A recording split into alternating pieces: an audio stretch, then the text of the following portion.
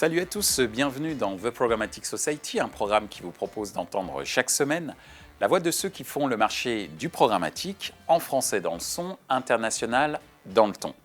Une émission soutenue par AdsWiz, Audion et Orange Advertising, avec pour partenaires médias CB News, Redcard, le CPA, et pour partenaires opérationnels Smile Wanted et Vidmiser.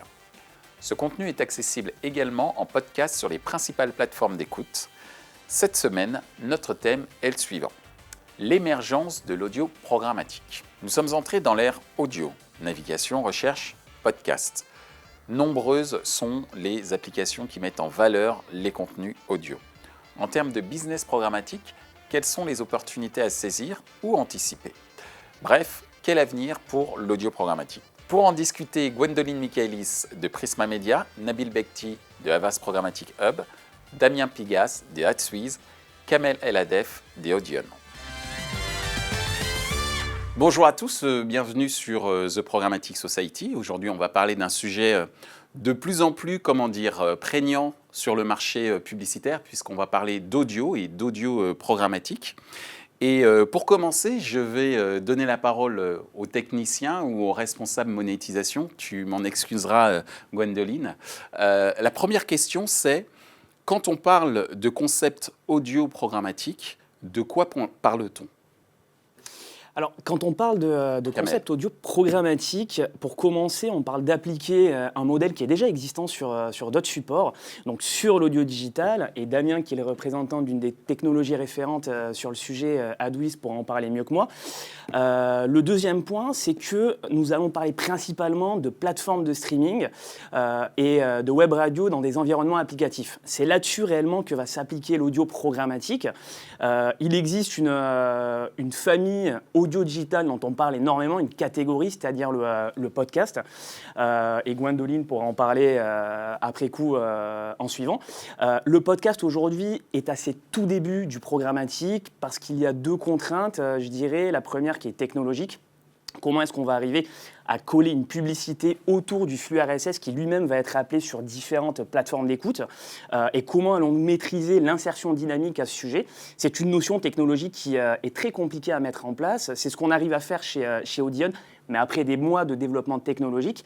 Et la deuxième problématique, elle va être créative, dans le sens où il va falloir adapter une publicité qui va pouvoir s'imprégner du contenu podcast et être en adéquation avec ce même contenu.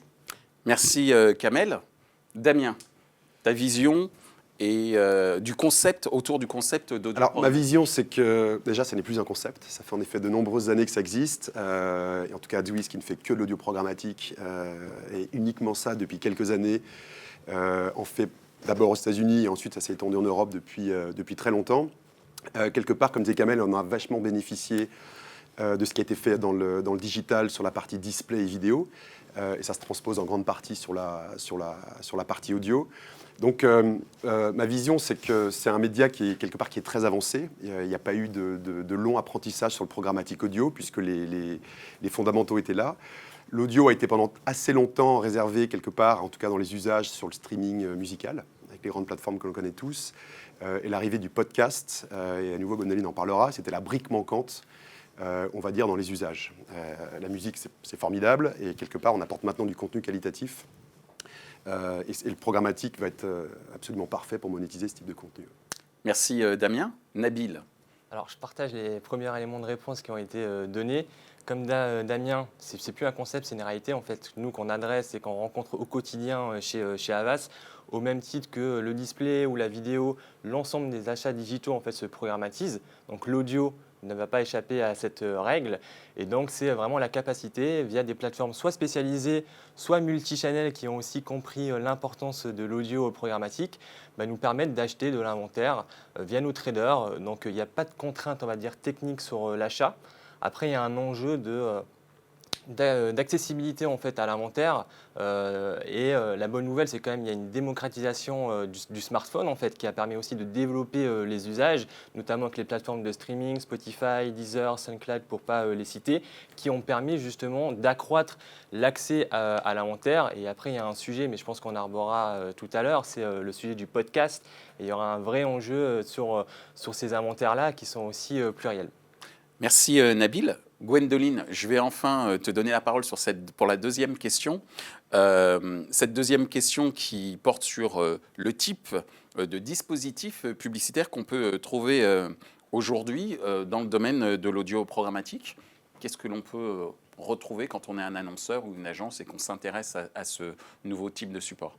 Alors, l'audio programmatique, c'est un mode d'achat. Donc, nous, côté publisher, on ne produit pas du contenu en fonction de la manière dont il va être acheté. Charge aux experts de choisir le dispositif le plus adapté pour adresser l'audience souhaitée. De notre côté, on essaie de produire un contenu qui soit le plus qualitatif possible, qui soit cohérent par rapport à nos marques et qui peut du coup être monétisé via le programmatique, en sponsoring, donc c'est l'hôte du programme qui délivre le message, où on fait également des dispositifs en brand content.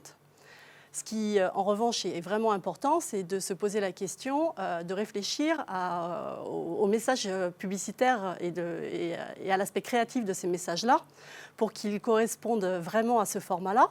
Parce que, vu la valeur de notre inventaire et notre savoir-faire éditorial, on demande du coup des CPM élevés, et ce serait pertinent que ces formats-là correspondent à cet usage. Merci Gwendoline.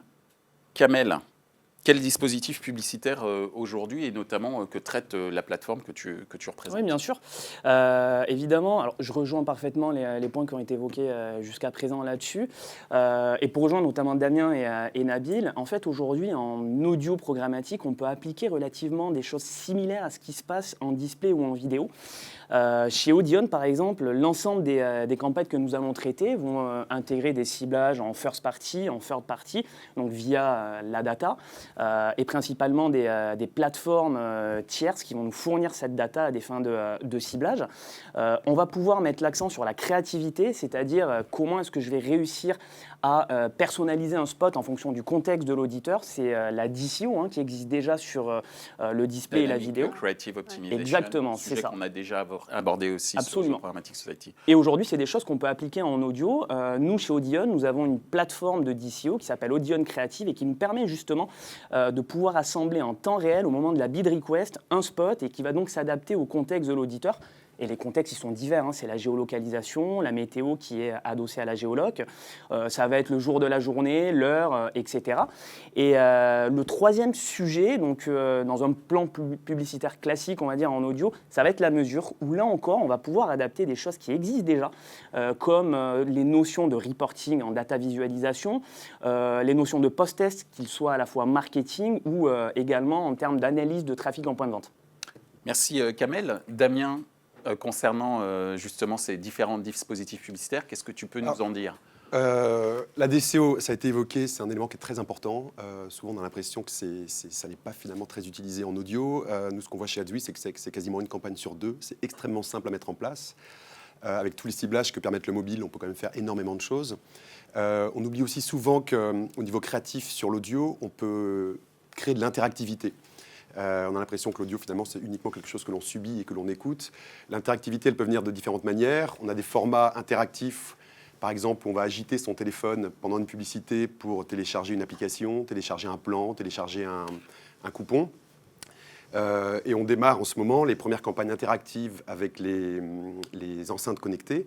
On va interagir directement avec la publicité. Est-ce que ce produit vous plaît? Est-ce que vous pensez aller visiter un pays dans les 3 prochains mois? Et on établit comme ça différents scénarios publicitaires et l'utilisateur va pouvoir directement jouer avec la publicité. Merci Damien. D'ailleurs, on dit souvent que la voix, peut-être demain, sera le premier instrument d'interactivité en fait, pour l'ensemble des supports et outils numériques. L'audio est déjà le premier usage mobile désormais. Ouais, tout à fait. Merci pour cette information que je ne connaissais pas et que beaucoup de nos auditeurs ne connaissaient pas peut-être, et c'est pour ça qu'on fait cette émission justement. Merci.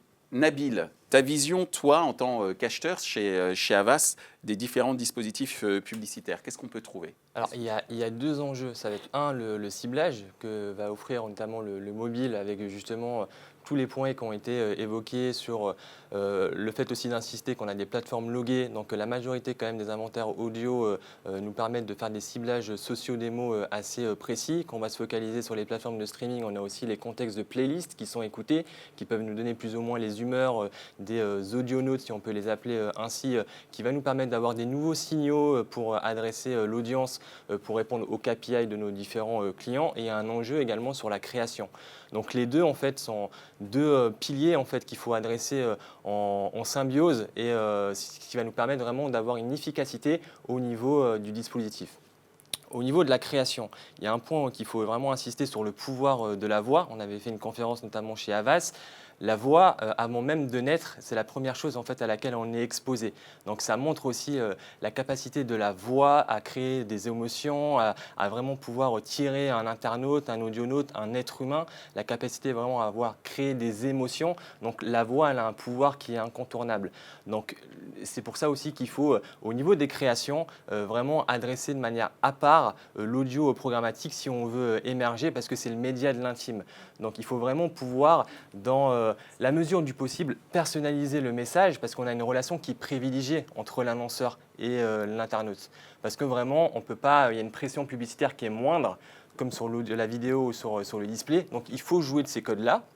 Une concurrence également qui est moindre, donc il faut en profiter. Après, les usages vont se développer, mais il faut vraiment avoir la partie ciblage, la partie création, et qui va nous permettre, nous, on avait fait dès 2016, on était la première agence en France à mettre en place une campagne de DCO pour Kiabi, où justement on a pu créer plus de 3000 spots, ce qui nous a permis de, justement pour les fêtes de Noël, émerger de manière un peu, on va dire, tactique, parce que tout le monde avait préempté les carrefours d'audience en display et en vidéo, et ça a résulté sur des performances qui étaient hyper intéressantes, mais je ne vais pas les dévoiler tout de suite, parce que du coup, il y a une question, je pense, qui nous amène à évoquer ce sujet. Tout à fait, merci pour la transition. Puisque tu parles d'émotions, de mesures et de campagnes qui ont fonctionné, quels sont les principaux KPI, Key Performance Indicators, attendus par les annonceurs dans le cadre d'une stratégie audio programmatique, Gwendoline? Déjà, ce qu'il faut se dire, c'est que arrêtons de vouloir rapprocher les KPIs audio des KPIs du digital en général. Il y a des taux d'écoute, certes, mais il n'y aura pas forcément de taux de clic, même s'il y a des diffuseurs comme Castbox notamment, qui travaillent sur l'intégration d'un dispositif au sein de leur player pour y associer un lien cliquable. Maintenant, pour l'instant, c'est de l'expérimentation, ce n'est pas un usage. Donc c'est important de réfléchir ensemble à des KPIs qui soient propres à l'audio et qui ne soient pas ceux de la vidéo, du display. Les études montrent aujourd'hui que les auditeurs de podcasts sont les plus enclins à recevoir des messages publicitaires. Ils se déclarent à 90% comme ayant écouté le message publicitaire, 80% à pouvoir nommer la marque ou le produit cité et 61% à déclarer qu'ils achèteraient ce produit mentionné. Ah oui, effectivement, d'accord. Donc je rejoins ce que dit Nabil, c'est effectivement on est sur un environnement premium qui n'est pas encore totalement surchargé. Quand on est sur une écoute au sein d'un mobile, on a vraiment 100% de part de voix.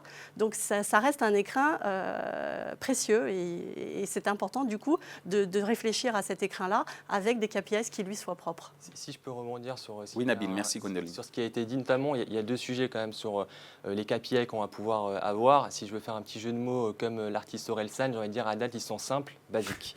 Donc après, comment il faut essayer de les challenger quand même. Il y a l'audio digital qu'on va adresser via les plateformes de streaming avec des mid-roll notamment sur lesquels on va pouvoir avoir des taux d'écoute.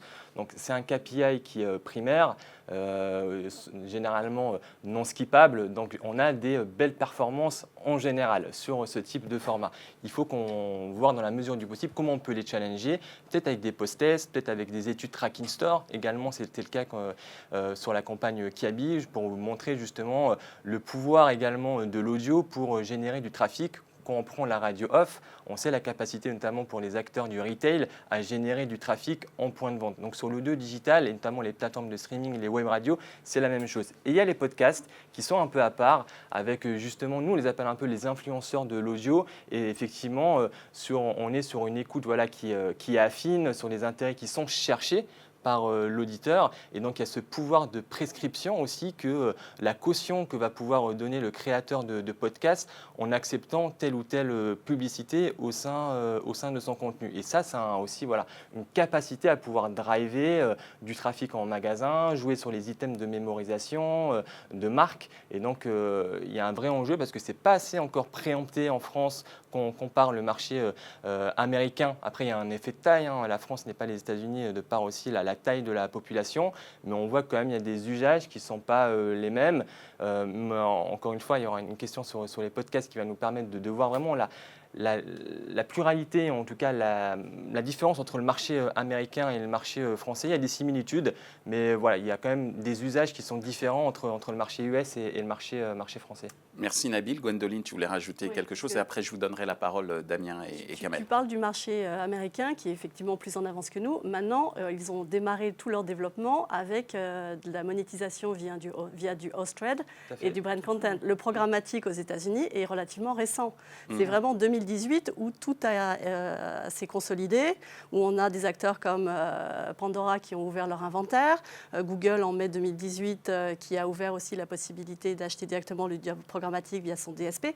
Ça reste assez récent, même aux États-Unis. Sur le podcast. Ouais. Alors, Et d'ailleurs, là, Kamel. un chiffre sur la monétisation programmatique autour du podcast aux États-Unis, c'est même pas 1% du volume global qui passe en programmatique. Donc, on est Je vais juste rebondir sur ce point, Kamel, si tu me permets, parce que encore une fois, sur la partie podcast aux États-Unis et en France, il y a quand même deux enjeux où les forfaits sont chers aux États-Unis. Donc, il n'y a pas des forfaits comme illimités. Donc, il y a un podcast qui est majoritairement consommé quand même en téléchargement sur le mobile aux États-Unis parce que ça coûte de l'argent d'écouter des podcasts en streaming aux États-Unis, là où en France, on a la chance d'avoir des forfaits qui sont économiques et qui nous permettent justement d'avoir des podcasts qui sont écoutés en streaming. Sachant qu'il y a un usage desktop aussi qui est assez développé pour les raisons que tu évoques aux États-Unis, ce qui simplifie beaucoup de choses au niveau data d'ailleurs. Est-ce que, Kamel, tu as des choses à rajouter concernant les KPI ? Écoutez, c'est plutôt clair là-dessus et je rejoins les points notamment de Nabil au niveau des KPI qu'on va pouvoir apporter en plus de ce qui est déjà fait d'un point de vue très classique, le taux de clic, le taux d'écoute, les reportings en media planning, donc les reportings de diffusion après campagne. Là où il faut vraiment mettre l'accent en audio programmatique et principalement sur les plateformes de streaming et les web radios, c'est clairement sur du post-test, qu'il soit à la fois du post-test marketing ou même de l'analyse de trafic en point de vente, en travaillant, et c'est ce qu'on fait nous chez Audion, en travaillant avec des tiers de confiance qui sont professionnels de la gestion de la data, on va être capable, sur un environnement principalement mobile, d'aller mesurer l'impact d'une campagne audio digitale sur le trafic en point de vente. Et parallèlement à ça, pour les non-retailers, on va appeler ça comme ça, travailler donc la mesure, l'efficacité de la campagne autour de post-test marketing. Et Nabil, tu le disais très bien, c'est-à-dire aller analyser l'agrément à la campagne, la mémorisation du message, les intentions de visite sur site ou en point de vente. Donc c'est vraiment là-dessus. Et pour rejoindre ce que disait Gwendoline au niveau du podcast, là on est sur une chose qui est totalement différente parce qu'on n'a pas les mêmes datas que sur un environnement applicatif ou sur de la plateforme de streaming. Et là-dessus, il faut réfléchir à un moyen, évidemment, de mesurer l'impact d'une campagne. Mais là-dessus, on est sur un environnement qui est tellement immersif qu'il est quasiment certain que la mémorisation va être très puissante lorsqu'on va délivrer un message, si bien sûr le message est adapté en fonction du contenu. Merci Kamel. Damien, on passera ensuite à la dernière question. Oui, tout a été globalement dit. Je suis d'accord avec toi. Le license rate LTR, il vaut ce qu'il vaut. On n'est pas dans l'univers de la vidéo. On n'est pas du tout sur une surpression publicitaire. Donc la publicité, elle est complètement assimilée, on va dire, par l'utilisateur. Après, l'IAB travaille sur l'active LTR, où on veut être certain que quelque part le téléphone bouge ou qu'une personne est derrière son clavier et que c'est un auditeur attentif. Les nouveaux KPIs qui vont émerger, c'est aussi le taux d'interactivité, par rapport au format dont je parlais, où on agit directement via son téléphone, où on agit directement avec la publicité. Donc ce taux d'interaction, il va être pris en compte. Et ensuite, il y a un petit regain de taux de clic aussi qu'on a vu aux États-Unis, parce que l'audio est souvent mêlé avec du retargeting display. On va retargeter un auditeur qui a entendu une publicité dans la journée, on va le retargeter sur du display sur n'importe quel autre site par la suite. Et là, on voit des taux de clics qui sont multipliés par 4 ou 5 parce qu'il a déjà été soumis à une publicité audio. Donc on réintègre un peu quelque part le taux de clic qui en effet ne fait pas tellement sens sinon dans la publicité audio. Si tu me laisses 30 secondes, et c'est la Merci, durée Damien. d'un Oui, spot, Nabil. Il faut qu'on passe à audio la dernière. en programmatique, et c'est juste pour rebondir ce que tu viens de dire, c'est aussi le programmatique, c'est pouvoir vraiment jouer des synergies en fait, scénarisation entre les différents leviers, entre la vidéo, l'audio et le display, et d'avoir voilà, une orchestration globale qui va nous permettre de jouer un spot le matin parce qu'on va écouter sa musique, pouvoir retargeter en vidéo et après en display. Et en termes de KPI aussi qu'on pourra aller chercher, c'est le reach incrémental que va pouvoir permettre d'avoir tel levier sur un autre. Donc c'est aussi, voilà, en tout cas nous, comment on l'aborde chez Havas, c'est une scénarisation globale, ce n'est pas l'audio pour faire de l'audio à part, mais vraiment l'audio dans un plan global pour répondre aux attentes KPI du client. Merci Nabil. Dernière question. Quand on regarde le mode de consommation des podcasts, notamment sur de multiples plateformes, on peut se demander s'il n'y a pas une difficulté à qualifier l'audience et si cette difficulté de qualification ne peut pas être potentiellement un frein au développement de l'audio programmatique, voire peut-être une menace pour la pérennité du business model. Alors, c'est une question de débutant que je suis et que sont beaucoup de nos auditeurs.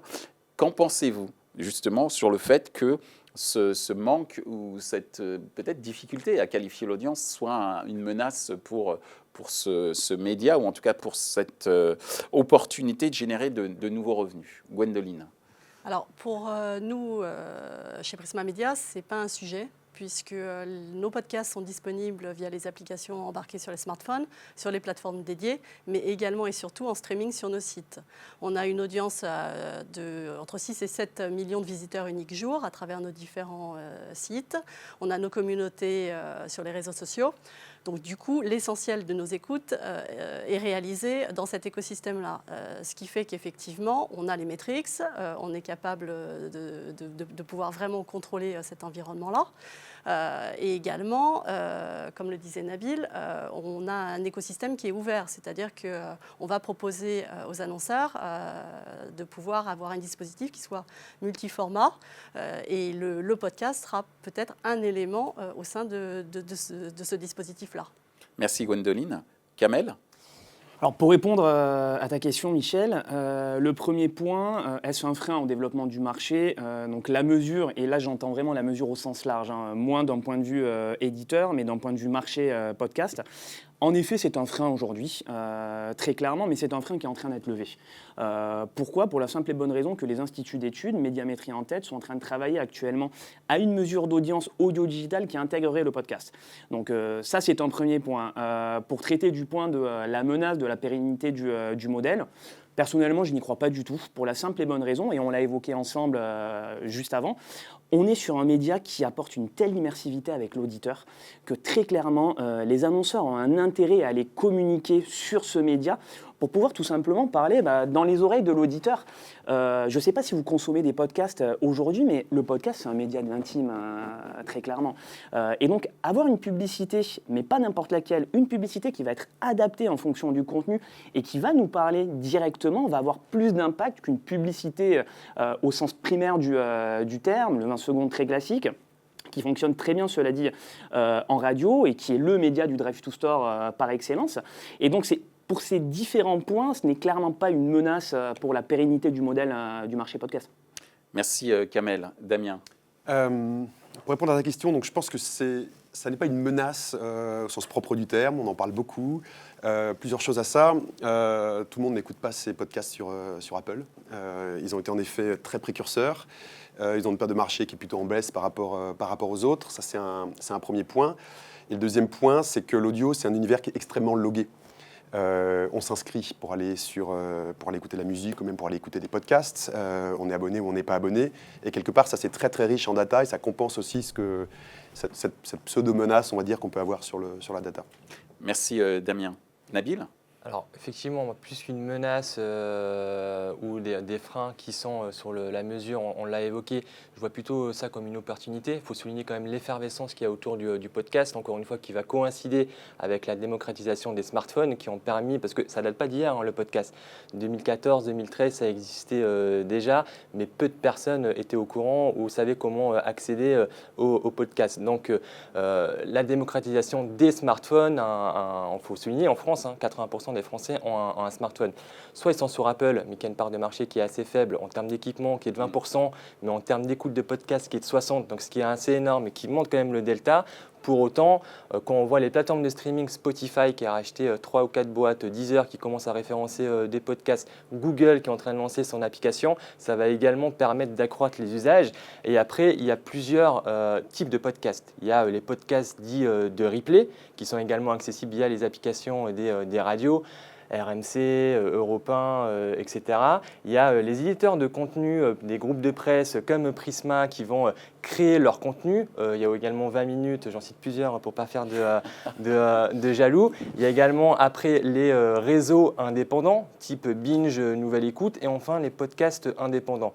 L'enjeu pour les éditeurs, on va dire les petits éditeurs, c'est la curation et c'est la découverte de leur contenu. Ce qui va leur permettre après de pérenniser et de pouvoir monétiser surtout leur audience. Je ne me fais pas trop de soucis pour les gros éditeurs parce qu'ils ont des 8 millions, 10 millions de VU sur leur site et ils vont pouvoir utiliser leur owned pour faire connaître. Donc l'enjeu, c'est quand même, la découverte, ensuite la monétisation et dans un troisième temps, la mesure avec des podcasts. Il faut signer également que l'IAB Tech Lab est en train de lancer un Podcast Measurement Compliance Programme au niveau mondial, ce qui va permettre également de voir un téléchargement chez Apple, ça équivaut à quoi un téléchargement chez SoundCloud ou Spotify, etc., etc. Et ce qui va nous permettre d'y voir beaucoup plus clair. Donc ça, c'est sur la partie, on va dire, publicitaire. Et après, il y a un autre enjeu, c'est notamment pour les annonceurs qui vont lancer leur podcast de marque. Et là également, c'est hyper intéressant. Nous, chez Havas, on en a lancé 4 avec Havas Paris, on a lancé un label qui s'appelle Meaningful Content avec Amir Benjabala de chez Native, pour montrer également que les annonceurs commencent à comprendre l'enjeu, l'intérêt stratégique et que c'est en fait maintenant qu'il faut préempter ses places parce que demain, la concurrence, elle sera rude et ça va être compliqué d'émerger parce que ça va être vraiment à la course à celui qui va capter l'audience et la fidéliser. Merci. Ainsi s'achève notre table ronde. En tout cas, en vous écoutant, ce qui était quand même assez hallucinant, c'est qu'au fur et à mesure qu'on avançait dans le débat, je me disais, mais c'est une sorte de puits sans fond en ce qui concerne les sujets autour de l'audio. L'autre point aussi, et c'est une sorte de révélation aussi pour moi, c'est, on va dire, la performance de ce média et de ce support au niveau publicitaire et pour les annonceurs. Et c'est vrai qu'on a parlé de la puissance émotionnelle de la voix. Dernier point, c'est que peut-être pour l'une des premières fois, on n'a pas énoncé Google et Facebook comme étant une sorte de concurrence et que peut-être l'audio pourrait être une réponse pour contrer ce fameux duopole que beaucoup évoquent ou sur lequel beaucoup se plaignent, en tout cas sur le marché publicitaire. Sur ce point-là, effectivement, Facebook, Google, en tout cas Facebook se concentre pas mal sur les contenus vidéo. C'est un des premiers leviers quand même chez eux. Google, il faut regarder de près parce qu'ils ont quand même les assistants vocaux. Amazon également, qui est en train de lancer son service. Je pensais au podcast. Mais également parce qu'ils vont lancer, il y a une application qui s'appelle Google Podcast qui n'est pas connue encore du grand public, mais ils commencent à venir sur le marché. Et avec les smart speakers, Google, ils ont compris quand même le pouvoir de la voix et Amazon également avec Alexa. Et l'enjeu, c'est également comment les éditeurs de podcasts ou même les plateformes de streaming vont rendre accessible l'audio via ces smart speakers ou bien via également les voitures connectées. Et ça sera également un nouvel enjeu de commercialisation de l'inventaire parce que demain, en programmatique, on pourra cibler spécifiquement ceux qui écoutent de l'audio via les smart speakers ou les voitures connectées. Le mot de la fin pour Gwendoline ? J'allais rebondir sur ce que Nabil venait, Sauf si Damien, venait tu de voulais dire. dire quelque chose. Non, Non, j'allais rebondir sur ce que Nabil venait de dire. Tout l'enjeu au sein des assistants vocaux, que ce soit celui de Google ou Amazon, Co, et tous ceux qui vont arriver, il est hyper important pour nous, producteurs de contenu, parce que le contrat de lecture, aujourd'hui, il évolue de plus en plus vers un contrat de service. Et être présent sur ces enceintes connectées qui sont au cœur des foyers, ça nous permet de gagner encore en proximité avec nos lecteurs, qui sont devenus des users, et de garder ce lien-là. Donc on les adresse de façon différente, mais c'est toujours très cohérent par rapport à l'ADN de nos marques. Merci Gwendoline. Le mot de la fin, vraiment, Damien. Le mot de la fin, je trouve que Je sens l'audio, que t'avais un c'est truc un à dire. média qui est... C'est un média qui est formidable, puisqu'on disait qu'on a bénéficié quelque part de tout ce qui a été fait dans le digital depuis longtemps. Mais on est sur un contenu qui est premium, on est sur un contenu où il n'y a pas de surpression publicitaire, on n'a pas de problème de visibilité, on n'a pas de problème de bot de trafic, on n'a pas de problème d'adblocker, de copyright, de brand safety et autres. Et je trouve que ça cumule vraiment tout ce qui fait un écrin formidable pour un annonceur. Ouais. Eh bien, madame, messieurs, merci de nous avoir éclairés sur l'enjeu de l'audio programmatique. Et mesdames et messieurs les annonceurs, allez-y, quoi, faites de l'audio, parce que vous avez tout à gagner. Et en tout cas, c'est ce qu'on a essayé de vous démontrer. Merci. Merci à tous. Ainsi s'achève ce débat autour de l'émergence de l'audio programmatique. Les points à retenir de nos échanges sont les suivants. 1. L'audio programmatique n'est plus un concept, mais une réalité. 2. Une campagne programmatique audio sur 2 est traitée en mode DCO. 3. 90% des auditeurs de podcasts ont entendu une campagne publicitaire, 80% sont capables de nommer les marques, 61% sont prêts à acheter le produit mentionné. Retrouvez ce programme en podcast sur les principales plateformes d'écoute. Merci à AdsWiz, Audion, Orange Advertising pour leur soutien, ainsi que nos partenaires médias CB News, Redcard et le CPA, sans oublier nos partenaires opérationnels Smile Wanted et Vinmeiser. Merci également à l'ensemble des équipes d'Atelier B pour la réalisation de ce programme.